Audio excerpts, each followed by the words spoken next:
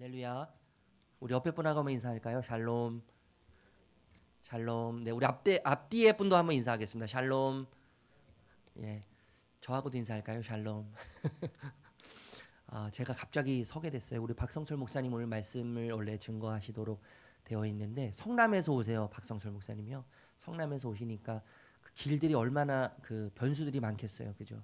예, 오시는데 또 여러 가지 변수가 생겨서 약간 늦으신다고 하는데 30분 좀 늦게 온다고 늦을 것 같다고 그렇게 이야기를 하셔서 지금 막 설교자가 바뀌었습니다. 아, 제가 개떡같이 이야기해도요. 찰떡같이 알아듣는 은혜가 우리 모두에게 있기를 예수님의 이름으로 축복합니다. 어, 제가 아까도 말씀드렸지만요. 제가 이제 우리 교회에 온 지는 어, 1년 됐어요. 1년이요. 제가 작년 8월 첫째 주에 왔거든요. 우리 이 예수양남교회를요. 왔는데 그때 이제 휴가들을 많이 가셨어요. 휴가들을 많이 가셔서 그때 이제 첫 주에 인사를 하고 둘째 주부터 얼마 전까지 제가 교회 청년으로 저를 교회 청년으로 아시는 분들이 계시더라고요. 제가 새벽에 차량 운행을 하는데 이 청년은 누구지 하면서 어떻게 새벽 차량을 운전하냐고 저한테 물으시길래 제가 뭐라고 대답했을까요? 저 청년 맞습니다. 라고 이야기를 했죠. 제가 이제 1년이 넘었는데요. 저는 이상민 목사라고 합니다. 이상민 목사라고 하는데 아직까지 저를 목사로 모르시는 분들이 계시더라고요. 청년이 아니고요. 이제 40살 된 굉장히 동안이죠. 네. 그런 사람이니까 여러분 잘 기억해 주시고 기도 많이 부탁드려요. 기도 많이 부탁드리고 제가 우리 교회 와서 참 행복하고 좋고 감사한 건 뭐냐면 같이 할 수 있다는 거. 우리라는 개념이 더 뚜렷해진다는 거예요. 우리 목회자, 목사가 아니라 우리 성도와 목사와 하나님 이런 관계가 아니라 그런 관계를 초월한 하나님 안에서의 우리. 그래서 전 담임 목사님이요 삼촌 같고 때로는 큰 형님 같고 때로는 친구 같고 우리 부목사님들이 저는 개인적으로 형님이라고 부르고 막 동생이라고 하고 그렇게 편안하게 지내거든요. 왜 그렇게 지낼 수 있는 이유는 뭐냐면 하나님께서 우리를 부르신 교회라는 공동체로 우리를 하나 되게 하신 궁극적인 목적이 우리 안에서 싹트고 있기 때문 아니겠어요, 여러분? 저는 여러분의 어떻게 보면 아들이죠, 아들. 손자, 그죠? 동생. 그런 관계예요, 우리는요. 이게 여러분 얼마나 건강한 공동체의 특징입니까? 얼마나 건강한 공동체의 특징이에요. 사회적인 지위가 없고 부르심이 없고 그 안에서 하나 되는 그 안에서 연합되고 그 안에서 너와 내가 없고 그 안에서 우리라는 아름다운 단어로 하나가 되는 공동체. 예수님께서 여러분 이것을 위해서 십자가를 못 박히신 거 아니겠어요? 그죠? 예수님께서 십자가를 못 박힌 이유가 이거 연합이에요. 하나님과의 연합 그리고 교회 안에서의 성도와의 연합인 거죠. 그런 은혜가 우리 예수양남교회 가운데 계속 흘러가기를 저는 간절히 소원해요. 우리 목사님들이 이제 나가신 목사님들이 이렇게 영상을 보내셨잖아요. 제가 나가신 목사님들 중에 몇 분 이렇게 전화를 해보면 늘 그리워해요. 이 공동체를요. 여러분들은 지금 너무 아름다운 공동체에서 지금 신앙생활하고 계세요. 아멘. 예, 여러분 이거 분명히 잘 아셔야 되는 거예요. 저희도 많은 교회를 다녀보잖아요. 많은 교회에서 사역을 해보고 다녀보지만 아름다운 공동체 이 마지막 시대에 좋은 교회를 만나고 좋은 목회자를 만나고 좋은 성도들을 만나고 좋은 교회를 만난다는 것은 너무너무나 어려운 일 같아요. 그리고 이 마지막 시대에 정말 하나님 중심으로 말씀 중심으로 여러분 그렇다고 문제 없는 건 아니죠. 문제는 분명히 있어요. 여러분 문제가 없는 것을 바라는 게 문제예요. 우리가 속한 공동체에 문제가 없는 것을 바라는 게 문제예요. 목사가 문제가 없을 거라고 생각하는 게 여러분 착각이에요. 저는 문제투성이거든요. 저는 아픔투성이거든요. 저는 상처투성이거든요. 그럼에도 하나님이 세우셨기 때문에 제가 이 자리에 있는 거죠.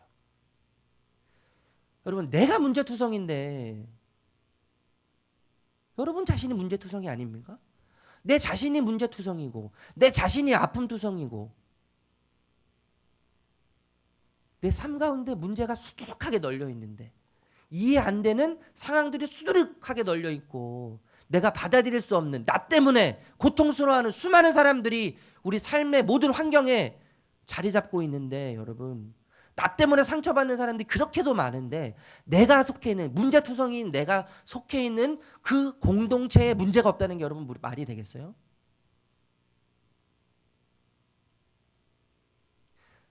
내가 문제투성이기 때문에 내가 속해 있는 모든 공동체에는 문제투성인 거예요. 이 관점을 우리가 가져야 되는 거죠. 예수님의 그 십자가의 복음의 능력을 알고 보혈의 은혜를 안다면, 그 십자가를 통해서 나를 보는 사람이라면, 그 보혈의 능력을 통해서 나를 보는 사람이라면 내가 어떤 존재인지를 여러분 말하지 않아도 알 수 있지 않습니까? 내 자체가 문제투성인데 여러분, 우리가 속한 공동체에 문제가 없다는 게 말이 되겠어요? 문제투성일 수밖에 없지 않겠어요, 여러분? 그러니까 다른 손가락질하고 다른 사람 탓할 일이 아닌 거예요, 실은. 내 문제예요, 내 문제. 그것을 받아들일 수 없는 나의 문제. 내 문제 아닙니까, 여러분? 여러분, 디모데 후서를 우리가 읽었는데, 디모데 후서에는 여러분, 에베소 교회를 목회하고 있는 젊은 디모데를 위해서 바울이 쓴 편지 아니겠어요? 이 마지막으로 쓴 편지가, 바울이 마지막으로 쓴 편지가 디모데 후서예요. 이제 죽음을 앞두고 있는, 죽음을 앞두고 자신이 죽을 것을 예감하고 쓰는 마지막 편지. 얼마나 비장했겠습니까, 여러분? 얼마나 비장하고 얼마나 진심되고, 이 편지 가운데 얼마나 마음이 담겨서 구구절절하게 그 내용을 담아서 마지막 편지를 썼겠어요, 여러분. 유언과도 같은 바울의 이야기, 속마음, 진실함, 이것이 디모데 후서에 담겨져 있는 거죠. 디모데 후서를 통해서 우리가 알 수 있는 건 뭐냐면, 에베소 교회를 목회하고 있는 디모데에게도 문제가 있었지만 이 교회 안에는 수많은 문제들이 있었다는 거예요. 수많은 문제들이. 여러분, 디모데가 어려서 부족하고 연약한 부분이 분명히 있었을 겁니다. 그래서 너의 어림을, 나이 적음을 업신여기지 못하도록 해라, 뭐 이런 이야기도 해요. 그리고 장로에 대한 이야기, 집사에 대한 이야기, 뭐 이런 이야기도 계속 하잖아요. 남녀 관계에 있어서의 어떤 어려움들. 그러니까 이 에베소 교회는요, 문제투성이었어요. 문제투성이. 제가 이 지상에 있는 교회, 모든 교회들에게 문제 없는 교회는 하나도 없잖아요, 여러분. 다 문제투성이잖아요. 한 목사님과 이런 이야기를 하다가 우리가 같이 정말 100% 공감했던 이야기가 뭐냐면요, 지상에 있는 모든 교회는 불완전하고 문제투성이다. 여러분, 왜 그렇겠습니까? 우리가 속한 공동체에 완벽이 있다면, 내가 속한 공동체에 여러분 완벽하다면, 내가 속해 있는 모든 공동체의 문제가 전혀 없다면 우리 가운데 하나님이 필요 없는 거 아니겠어요? 그렇지 않겠어요, 여러분? 우리 삶 가운데 부족이 없다면, 우리 삶 가운데 어려움이 없다면, 우리 삶 가운데 고통이 없다면, 여러분, 하나님을 뭘 필요로 하겠습니까? 우리 같은 사람이 하나님을 필요로 하겠습니까, 여러분? 저는 하나님 안 찾을 것 같아요. 하나님 필요 없을 것 같아요. 내가 속한 공동체에 완벽함이 있고, 내가 가는 길에 부족함이 없고, 나에게 부족함이 없다면, 내가 완벽하다면 하나님이 무슨 소용이 있습니까? 하나님을 왜 찾겠어요? 여러분, 이 지상에 있는 모든 교회는 여러분 문제가 다 있는 거예요. 문제가요. 우리가 그렇게 욕하는 사랑의 교회요, 전형적인 이 지상에 있는 교회의 모습인 거예요, 여러분. 우리의 모습이 드러나지 않아서 그렇지. 얼마 전에 여러분, 라이즈 업 코리아인가요? 그 청소년 단체 문제, 여러분. 그 목사님, 이동현 목사님인가? 그 목사님의 모습이, 여러분, 우리가 다 손가락질하지만 여러분, 내 모습이, 내 죄악이 드러나지 않아서 그렇지. 여러분, 다를 게 있겠어요? 사람들 앞에 드러나지 않아서 그렇지, 여러분. 하나님 앞에는 다 드러났어요, 이미. 그 누가 하나님 앞에 떳떳할 수 있겠습니까? 하나님 앞에서 누가 그 목사님에 대해서 손가락질할 수 있겠어요, 여러분? 우리 마음 속으로, 우리 생각 속으로 여러분 더 끔찍하고 더 비참하고 더 냄새나는 죄악을 저지르는 게 우리의 모습인데요. 저의 모습인데요. 어떻게 우리가 누군가를 손가락질할 수 있겠습니까? 우리가 어떻게 남을 비난할 수 있겠어요, 여러분? 우리는 그렇게 할 수 없는 사람들이잖아요. 우리가 속해 있는 공동체에 문제가 없다면, 내가 가는 길에 부족함이 없다면 우리는 하나님이 필요 없는 사람들이에요. 우리는 하나님을 결코 찾지 않을 사람들이에요. 우리가 속해 있는 교회, 여러분 지금 우리 예수양남 교회를 다니면서 너무 행복하고 너무 기쁘고 너무 좋으시겠지만 여러분 우리 교회도 문제투성이에요. 사실 우리 담임 목사님 늘 말씀하시지만 여러분 부족함이 얼마나 많으신 분이세요. 이건 제 이야기가 아니에요. 우리 담임 목사님 저희에게 늘 하시는 말씀이고 설교 시간에 늘 하시는 말씀 아닙니까? 우리 예수양남교회에 속해 있는 모든 사역자들 여러분 마찬가지 아니겠어요, 여러분? 문제투성이고 아픔투성이고 실수투성이 아닙니까? 우리를 도와서 신앙생활 한다는 목자님들 여러분, 여기 옆에 앉아 계신 우리 장로님들, 집사님들, 권사님들 동일한 거 아니겠어요, 여러분? 다 부족해요, 연약해요, 문제투성이고 아픔투성이고 실수투성이 아니겠어요, 여러분? 그렇기 때문에 누가 필요한 거예요?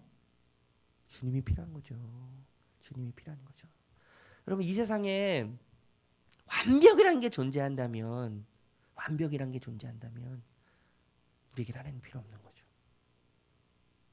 우리에게 부족함을 허락하시는 하나님은요, 하나님을 필요로 하는 거예요. 이 지상에 있는 교회가 부족하고 연약하고 실수투성이고 아픔투성이이도록 하나님께서 그렇게 내버려 두시는 이유는 영원한 완벽한 교회인 천국, 완벽하고 영원하고 흠이 없는 하나님의 품을 그리워하도록 만드시는 하나님의 은혜라는 거죠. 그것을 사모하도록 만드시는 하나님의 손길이고 하나님의 인도하심이라는 거예요, 여러분. 그러니까 여러분 우리가 부족함을 보면, 연약함을 보면 다른 사람들을 손가락질하기 이전에 무엇을 해야 돼요? 하나님을 그리워해야 되는 거예요. 하나님의 은혜를 그리워하고 하나님의 품을 그리워해야 하는 것이죠. 남을 욕하고 남을 손가락질하고 남을 비방하고 그것을 문제 삼기 이전에 십자가를 통해서 나를 보고 복음을 통해서 나를 보고 예수 그리스도를 통해서 나의 부족을 보고 내 죄악을 보고 그러면서 뭐예요? 부족함을 보면서 하나님의 은혜를 구하고 하나님의 품을 그리워하고 하나님의 은혜를 더 간절히 구하고 찾고, 이 모습이 여러분 우리에게 필요한 것이죠. 그래서 부족함을 우리 공동체에게 주시고 우리에게 주시는 거 아니겠어요? 여러분 이것을 기억하셨으면 좋겠어요.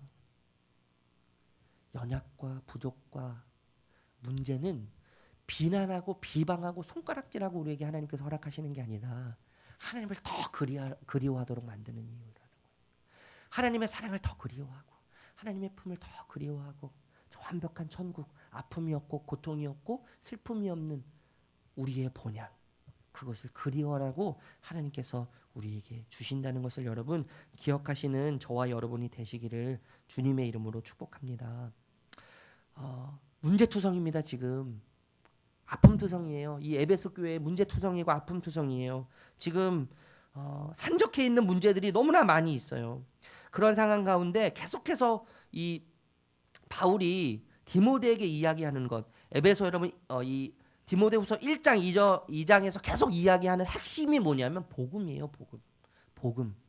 복음인데 여러분 이 복음은 우리를 어디로 인도하냐면요, 고난으로 인도한다는 거예요.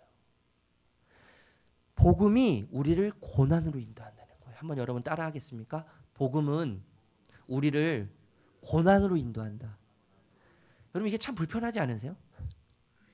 저는 이 말이 참 불편해요. 복음이 우리를 고난으로 인도한다는 이야기, 저 이게 참 싫어요. 복음이 우리를 승리로 물론 인도하지만, 우리를 평안의 길로 인도하지만요, 복음은 우리를 그 전에 어디로 인도해요? 고난으로 인도한다는 거예요. 그래서 여러분 3절에 이렇게 이야기하잖아요. 너는 그리스도 예수의 좋은 병사로 나와 함께 뭘 받으라고요? 고난을 받으라. 여러분 고난이 없는 복음은 가짜입니다. 복음이 없는 고난은 가짜예요. 예수 믿으면서 고난이 없다고 생각하는 거 여러분 착각이에요. 복음에는 고난이 있어요. 고난. 고난은 당연한 거예요. 오히려 그렇기 때문에 여러분 고난이 없으면 뭐예요? 문제인 거죠. 문제. 이게 참 여러분 아이러니하지 않으세요? 역설이에요. 역설. 복음은 우리를 평탄한 길로, 복음은 우리를 순조로운 길로, 복음은 우리를 기쁨의 길로만 인도하는 것이 아니라 복음은 우리를 고난으로 인도한다는 거죠. 고난. 여러분 예수 믿는 게 편하십니까? 그냥 마냥 편하고 마냥 좋으세요? 마냥 기쁘세요? 물론 초창기에 예수님 믿기 시작하면 정말 너무너무 행복하죠. 너무너무 기쁘죠. 여러분 예수님 만나고 나면, 저는 예수님 만나고 제가 중2 때 예수님을 만났거든요. 예수님을 만나고 났더니 언어의 한계가 느껴지기 시작하는 거예요. 언어의 한계가요. 예수님의 사랑을 표현할 수가 없는 거예요. 그리고 나서 시간이 지나니까요. 왜 이렇게 고난이 많습니까? 예수님 때문에 포기해야 될 게 왜 이렇게 많아요? 예수님 때문에 핍박이 왜 이렇게 많아요? 저는 불교 집안에서 자랐기 때문에 어릴 때 이제 그 뭐 절이라고 하나요? 절 이렇게 무당이 사는 곳, 무슨 혼합 종교죠 사실. 이거 무슨 온전한 불교도 아니고 완전 혼합 종교, 짬뽕 종교잖아요. 이렇게 가면은 조그만 범종이 있었거든요. 조그만 범종이요. 조그만 범종이 있는데 거기에 제 이름이 이렇게 기록되어 있었어요. 이상민.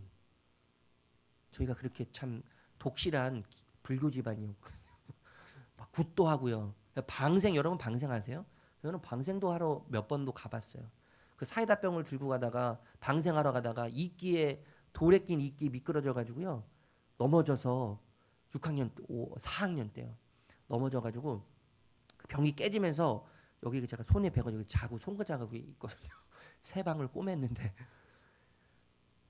그렇게 제가 철저한 불교 집안에서 자랐는데 예수님 믿고 나서 얼마나 행복했는지, 얼마나 좋았는지 이 언어의 한계를 막 느끼기 시작하는 거예요. 언어의 한계. 그래서 점점 시간이 지나면 지날수록요. 이제 뭐예요? 색안경이 벗겨지는 거죠. 색안경이 벗겨지는 거예요. 마냥 좋았던 주님이, 마냥 좋았던 십자가가 이제 고난으로 다가오는 거예요. 왜 이렇게 힘든 게 많습니까? 절을 해야 되는데요. 절하지 않고 피해 다니느라고 화장실 간다고 거짓말을 하고 막 그 집 주변을 배회하고 방황하고. 여러분 예수 믿는 건 마냥 행복한 게 아니죠. 예수님을 따라간다는 것은, 여러분 따라간다는 것은 예수님께서 제자들을 부르실 때 따라오라고 명령하시잖아요. 따라오라. 나를 따라오라. 따라오라고 말씀하셨을 때 따라온다는 것은 뭐냐면 버리는 것을 전제하는 거예요. 버리는 거. 버리는 거. 제가 몇 주 전에도 말씀드렸던 것 같은데 버리는 걸 전제하는 거예요. 내가 지금 최고로 여겼던 그 어떤 것을 버리는 거예요. 내가 지금까지 예수님보다 더 가치 있게 여겼던 어떤 것, 예수님보다 더 우선순위로 여겼던 어떤 것을 버리는 게 따라가는 거예요. 그래서 예수님을 최고의 가치로 여기고 예수님을 최고의 우선순위로 여기는 게 예수님을 따라가는 거죠. 예수님을 따라간다는 건 또 어떤 의미냐면 내 가치를 버린다는 거죠. 내 생각을 버리고 내 의지를 버리고 그분을 닮아간다는 거 아니겠습니까? 따라간다는 게요. 그래서 여러분 그 조용기 목사님 그 밑에서 예전에 순복음교회에서 그 부목 목사님들로 목회하셨던 분들 보면 다 뭘 따라해요? 그 말도 따라하잖아요. 미십니다 뭐 이런 거. 그럼 따라하잖아요. 따라가거든요. 닮아가게 되어 있는 거예요. 행동이나 말투나 생각이나 가치관이 다 닮아가는 거예요. 이게 따라가는 거예요, 여러분. 이게 따라가는 거예요. 여러분 예수님은요 평탄한 길을 걷지 않으셨어요. 예수님 삶은 고통 그 자체였어요. 예수님이 걸어가신 그 길은 아픔 투성이었고 슬픔 투성이었고 배신의 자리였고 고통의 자리였고 그 길을 예수님 걸어가셨잖아요. 여러분 예수님을 따라간다는 우리가 어떻게 예수님이 고통의 길을 가셨고 아픔의 길을 가셨고 슬픔의 길을 가셨는데 예수님을 따라간다는 우리가 어떻게 그 길을 안 가겠다고 기쁨의 길, 평탄한 길, 순탄한 길을 기대하겠습니까? 이해가 되세요, 여러분? 우리가 복음을 경험했고, 우리가 복음을 받아들였고, 그 복음이 우리 삶의 실제가 되었고, 그 복음이 우리를 살렸다면, 그래서 예수 그리스도가 우리 삶의 전부가 되었다면,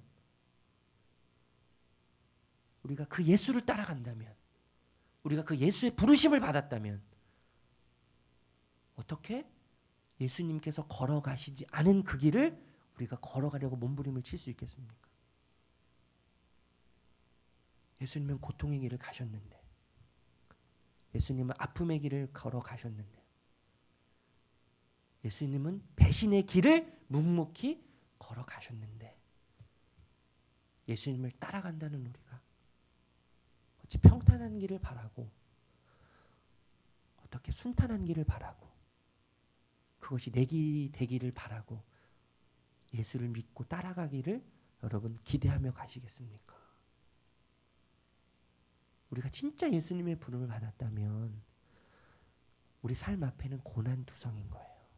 고난이에요, 고난. 고난을 부인할 수가 없어요. 고난을 배제할 수가 없어요.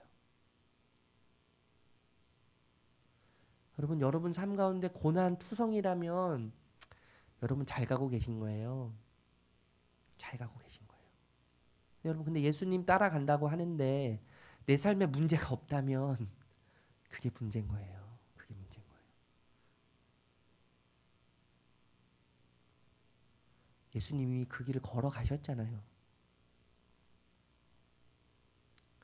우리는 그 길을 걸어가고 있고 앞으로 걸어가야 되는 거죠. 여러분 디모데 후서가 여러분 바울이 마지막 죽음 앞에서 이제 에베소 교회를 목회하고 있는 디모데에게 쓰는 편지잖아요. 디모데는 젊잖아요. 어리잖아요. 바울은 이제 죽음을 앞두고 있어요. 바울에게 있어서 디모데가 걸어가야 할 그 길은 뭐예요? 자신이 걸어온 과거예요. 자신이 걸어온 길이에요. 얼마나 잘 알겠어요. 이미 걸어온 그 길에 대해서 바울이 앞으로 걸어가야 할 디모데에게 이야기하고 있는 거죠. 디모데는 얼마나 답답하고 얼마나 불안하고 얼마나 두려웠겠습니까? 이 문제를 어떻게 해결해야 되나? 얼마나 걱정이 앞섰겠어요. 얼마나 불안했겠어요. 자신이 걸어가야 할 길, 아무것도 모르고 캄캄하고 두려움과 불안이 가득한 그 길. 그러나 이미 걸어간 그 길 가운데 모든 것을 경험한 바울이 죽음을 앞두고 간절하게 이야기하는 이 진심이 담겨있는 이야기. 그러면서 바울이 하는 말이 뭐예요? 1절에 은혜 가운데 강해라 이렇게 이야기하죠. 은혜 가운데 강해라. 이 강하다는 표현은 수동이에요. 수동. 수동이라는 말은 다른 것에 작용을 받는다는 거거든요. 다른 것에 작용을 받는다는 거예요. 내 스스로 그렇게 강해질 수 없다는 거예요, 여러분. 예수 그리스도 안에서 강하라고 바울이 이야기하는 건요. 너가 강할 수 있는 유일한 길은, 너가 담대하고 강해질 수 있는 유일한 길은 예수 그리스도 아니라고 이야기하는 거죠. 예수 그리스도밖에 없다고 이야기하는 거예요. 여러분 우리는 우리 스스로 강해질 수 있는 존재가 아니에요. 예수님만이 우리를 강하도록 우리를 붙들어 주시는 거죠. 하나님의 은혜만이 우리를 여러분 강하게 만드는 거 아니겠습니까? 하나님의 은혜가 하나님이 붙들어 주실 때 우리가 호흡할 수 있는 거 아니에요, 여러분? 우리가 숨 쉴 수 있는 거 아니에요? 여러분 소화시키는 것도 하나님 은혜 아닙니까? 저는 음식 먹으면서 그런 생각이 들어요. 소화시키는 것도 하나님 은혜예요. 소화시키는 것도. 잠 잘 자는 게 얼마나 복이죠. 제가 불면증을 경험해 보니까 저는 머리만 대면 자는 사람이었는데요. 머리 이때도 잠이 안 오는 거예요. 3시간 동안 이 잠이 안 오니까요. 그 잠을 잤는데 많이 잔 것 같은데 눈 뜨면 새벽 2시. 그동안 잠이 안 오는 거예요. 그 이후로. 2-3시간 자고 막 눈이 말똥말 피곤해도 잠이 안 오는 거예요. 이 불면증을 경험해 보니까 잠자는 것도 하나님 은혜더라고요. 잠자는 것도. 역류성 식도염에 걸려가지고 위염에 걸려서 제가 30대 중반에 병원을 갔는데 너무 소화가 안 돼서 뭐 너무 고통스러워 갔더니 저보고 뭐 하는 사람이네요. 그때 막 십이진양염, 식도염, 뭐 역류성 식도염, 뭐 위염, 이 소화하는 것도 하나님의 은혜더라고요. 소화하는 데는. 우리를 강하게 하는 건 하나님의 은혜 아닙니까, 여러분? 아멘. 우리를 강하게 하는 건 하나님의 은혜예요. 저를 이 자리에 서신 게 하나님의 은혜죠. 만약에 제 어렸을 때 제가 크고 제가 성장한 모습을 본 사람이 있으면 참 제가 이 자리에 딱 서 있는 이 모습만 보면 손가락질하고 욕할 거예요. 제가 얼마나 제 별명 꼴통입니다. 꼴통. 그러니까 개구장의 수준이 아니에요. 꼴통이에요. 꼴통. 얼마나 나쁜 질, 도둑질 뭐 제 취미가 도둑질이었거든요. 슈퍼마켓이든 뭐 문방구든 가가지고 그냥 태권도 다니면서 이 도복 속에 얼마나 집어넣는지요 물건들을요. 그 자동차 예전에 왜 그 엠블렘 뛰어다닌다고 해가지고 막 그거 뛰러 다니고요. 초인종 불태우는 이런 일들 뭐 이런 건 제가 그냥 너무 연탄 부시는 건 제가 유치해서 안 했어요. 그건 제 하수들에게 맡겼고 연탄 부시는 건요. 그러니까 제가 자라는 환경을 아는 사람들이 딱 제가 여기 서 있는 모습을 보면 네가 어떻게 거기에 서 있냐 이렇게 이야기할 거예요. 그럼 하나님의 은혜 아닙니까? 하나님의 은혜. 하나님의 은혜. 하나님의 은혜가 아니면 아무것도 아닌 거죠 우리는요. 하나님의 은혜가 우리를 살리고 하나님의 은혜가 우리를 일으키고 하나님의 은혜가 우리를 회복시키고 하나님의 은혜가 우리를 강하게 하는 거예요.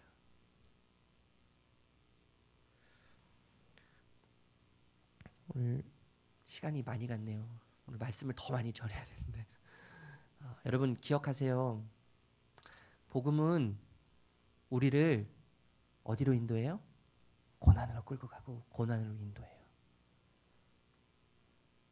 여러분 이것을 기억하십시오. 우리 삶 가운데 고난이 있다는 건 여러분 지금 제대로 가고 계시다는 거예요. 제대로 잘 가고 계신다는 거예요. 잘 가고 계신다는 거예요. 예수님이 그 길을 가셨는데 어떻게 우리가 예수님을 따라간다고 말하면서 그 길을 안 가려고 합니까? 그 길이 없다고 어떻게 당당하게 이야기합니까? 한국교회에서 여러분 문제가 없는 게 축복이라고 이야기했죠. 지금까지. 성공하는 게 축복이라고 이야기했죠. 문제 없는 게 믿음이 좋다고 이야기했죠. 성경은 그렇게 이야기하지 않아요. 한국교회가 그렇게 얘기했지만 성경은 그렇게 말하지 않아요.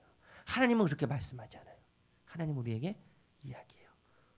복음과 함께 고난을 받으라. 복음과 함께 고난을 받으라. 여러분 감당할 수 없는 고난 가운데 계십니까? 여러분 잘 가고 계신 거예요. 이해할 수 없는 고난이 여러분들을 감싸고 계시나요? 여러분 십자가의 길을 잘 가고 계신 거예요. 잘 가고 계신 거예요. 문제 없다고 내가 기도하지 않는데도 하나님 의지하지 않는데도 잘 되고 있습니까 여러분? 저주의 길로 가고 계신 거예요.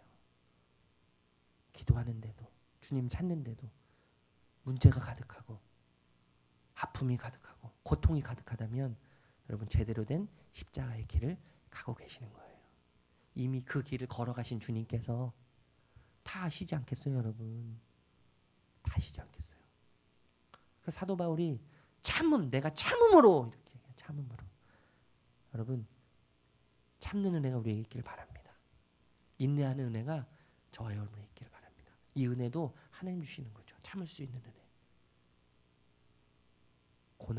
복음이 우리를 고난으로 인도한다는 것. 여러분 이것을 기억하면서 이 가운데 결국 승리케 하신 하나님의 은혜, 십자가의 능력, 복음의 능력을 경험하실 수 있는 저와 여러분들이 되시기를 주님의 이름으로 축복합니다. 우리 찬양할까요? 이 땅의 황무함을 보소서. 우리 다 함께 일어나서 찬양한 부흥입니다. 우리의 환경이 황무할지라도 내게 보이는 일들이 황무할지라도 그래도 하나님의 긍휼하심, 하나님의 인도하심, 하나님의 용서하심, 부흥의 마음이 부흥의 은혜가 내 마음속 가운데 우리 생활 가운데 우리 삶 가운데 우리 가정 가운데 있게 해주십시오. 우리 말씀을 생각하면서 찬양하도록 하겠습니다.